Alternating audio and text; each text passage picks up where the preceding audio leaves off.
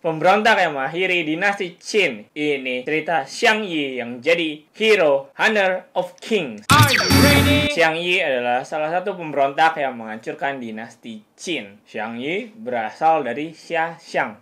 Ayahnya adalah jenderal pemberani di negara Chu yang gugur di tangan Panglima Qin Wang Qian. Pamannya, Xiang Liang, diam-diam melatih para pekerja paksa Qin untuk menjadi pasukan pemberontak. Ketika Kaisar pertama Qin menginspeksi wilayahnya, Xiang Yi melihat sekilas dan langsung yakin sang kaisar bisa dikalahkan. Saat pemberontakan Chen Sheng dan Wu Kuang meletus, Xiang Liang dan Xiang Yi tak ragu bergabung untuk menggulingkan dinasti Qin. Xiang Liang diangkat menjadi panglima tertinggi, sementara Xiang Yi menjadi panglima muda.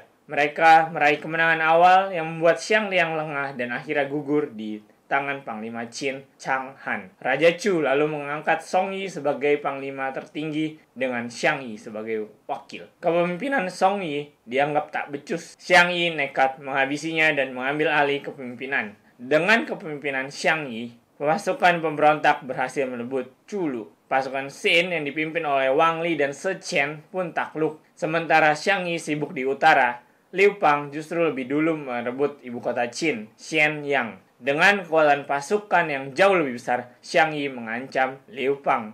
Namun Liu Pang berhasil meredakan situasi dengan berpura-pura tak berniat menjadi raja. Xiang Yi mengangkat Raja Chu dan Kaisar Yi dan membagi wilayah Qin menjadi negara-negara kecil yang dipimpin para pemberontak. Namun keputusan Xiang Yi ini justru menjadi awal kehancurannya. Banyak pemimpin yang ia angkat justru berpindah pihak ke Liu Pang. Pada tahun 202 sebelum Masehi, Xiang Yi terkepung di Kaixia. Dalam situasi terdesak, Xiang Yi mengadakan perjamuan terakhir dengan selirnya, Yi Qi. Yi Qi yang putus asa mengakhiri dirinya sendiri dengan pedang. Setelah kematian Yi Qi, Xiang Yi berhasil menerobos kepungan dengan 800 pasukan kavalerinya. Namun setibanya di Wuqiang, hanya tersisa 28 prajurit yang setia padanya. Dia ditawari menyeberang sungai Yangtze untuk membangun kerajaan baru, namun Xiang Yi menolak. Ia lebih memilih menghabisi dirinya sendiri karena menganggap kekalahannya sebagai takdir, bukan karena kesalahan pemimpinannya. Dengan gugurnya Xiang Yi, Liu Pang menjadi penguasa tunggal dan mendirikan dinasti Han yang berjaya.